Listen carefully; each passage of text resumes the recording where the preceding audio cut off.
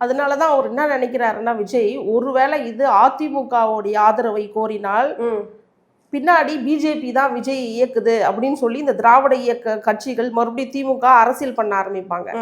அதனாலதான் அவரு சமூக நீதி அடிப்படையில் கம்யூனிஸ்டுகளையும் தொல் திருமா அவர்களையும் அணுகிறார். இக்கட்டான சூழலை ஒரு கலவர பூமியாக தமிழகத்தை மாற்றாமல் தமிழகத்தை காப்பாற்ற வேண்டும், பாதுகாக்க வேண்டும் என்று சொன்னால் காங்கிரஸோடு சேர்ந்து கம்யூனிஸ்டுகளும் தொல் திருமா அவர்களும் விஜய் ஆட்சி அமைக்கிறதுக்கு உதவி பண்ணணும். ஏன்னா இன்னும் ஒரு நடிகன் மட்டும் சொல்லின்னு இருக்காங்க. அரசியல்வாதிகள் மிக சிறப்பா நடிச்சுட்டு இருக்காங்க. ஆனா ஒரு நடிகன் அரசியல் பண்ண தெரியல.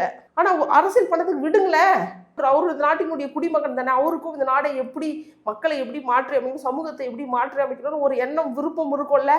தனக்கு ஆட்சி கிடைத்தால் அதெல்லாம் பண்ணலாம். இப்போ திமுக இரட்டை வேடம் போடுகிறது. நாங்க ஒரு 6 மாசம் இவங்களுக்கு எப்படிதான் ஆட்சி அமைக்கிறாங்க பார்க்கலாம். உங்க அப்பா வீட்டு சொத்துலையா கொடுத்த நீங்க இணையத்துல பாத்தீங்கன்னா திமுகவுடைய ஐடிவிங்க அவங்க மக்களை இழிவா பேசுறாங்க. இவளுங்க இப்படி சொல்லி இவங்க 1000 ரூபாய் வாங்கின இவளுங்க 2000 ரூபாய் வாங்குறதுக்கு பிராஸ்டியூட்டுங்க. இவளுங்க மக்களை இழிவுபடுத்துறாங்க. பெண்களை இலவசங்களை நாங்க கொடுத்தோம்னு சொல்லி இழிவுபடுத்துறாங்க. இலவசம் யாரு வீட்டு சொத்துல கொடுத்த